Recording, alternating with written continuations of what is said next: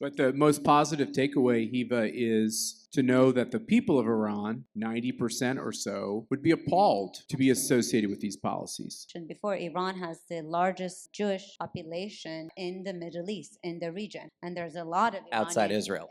Well, outside of Israel, that's true. That there's a lot of Iranian Jews, and they're all supportive of the strike, and they all want this regime gone, and majority of Iranians. So Hiva's husband runs United Against a Nuclear Iran, and I've known him a very long time, Ambassador Mark Wallace, and he said you're Iranian American. You're an American. Come on, are you a citizen? You're legit. You went the whole way. That's good. So he's like, I'm marrying this Iranian woman, and I didn't know what her Muslim. Yeah, who's Muslim, and I was like, I don't know what her politics are going to be. This could be bad. She could be dragging Mark to the left. But your experience with Iranians in America is they're MAGA. Absolutely. No, my mom is. I met your mother.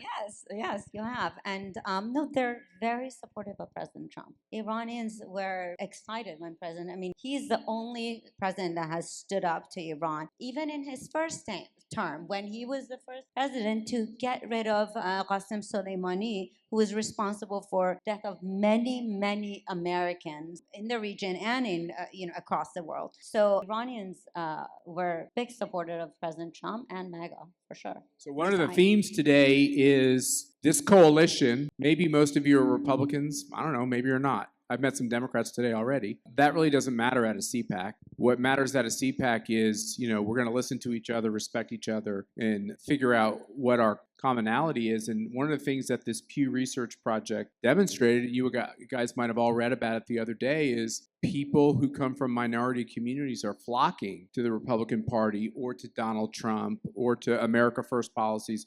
Whatever this movement is properly called, it has different names. What is constantly the biggest theme of it is it's not so much about people that have my background or look like me, it's people that come from other populations. The best part of that is that it destroys this idea that Republicans or conservatives or people who love America, that we're racist, that we hate people who are different, when of course we all knew this all the way along, that nothing could be further from the truth. It's exactly the exact opposite. Jason, why don't you conclude our conversation today by giving the audience just a glimpse into what the next step. The bombing occurs, CNN and other media outlets say, oh, it wasn't effective. We know it was effective. We don't know how effective yet because it's too soon. What's going to happen, you think, over the next weeks? Well, I think it's going to be very important to keep the foot on the gas for the President Trump's maximum pressure campaign, which is aimed at tightening the economic noose around the regime, because if we continue to enforce sanctions,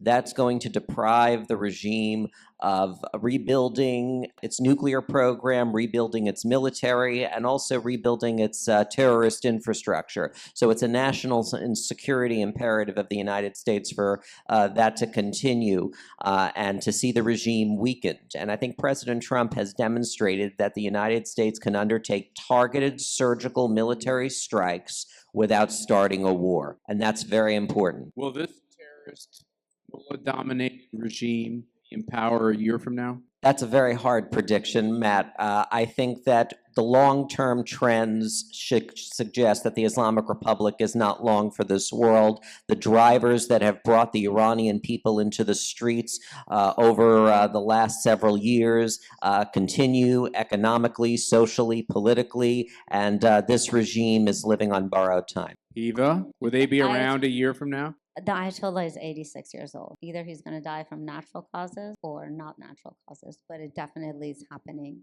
soon. He's very fragile and paranoid, and he's looking around, worried.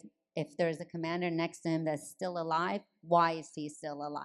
And so you said he basically lives like an ant underground. He does, and let him experience a little bit what those hostages they took out of Israel, Hamas, those who he supported, how they felt. He's only been down there for 14 days. Those people were down there for over a year. And there's 50 still there. So there's still 50 there. Let him experience that a little bit. I hope he stays down there because he knows that if they even for a second they think to reinstate their nuclear program or start their support for these terrorist organizations, President Trump has shown that he's not afraid to go back and hit their programs again. Amen. Well, thank you both for all the work you do to highlight the treacherous nature of this regime in Iran, for helping build the maximum pressure campaign to help this most important foreign policy, efforts that it's successful, and for supporting President Trump in what was a very courageous bombing of the nuclear facilities. And we will all keep the people of Iran in our prayers. And we understand our true enemy is not the people, but this terrible regime. So thanks for all you do. Thank you. Thank you. Thank you.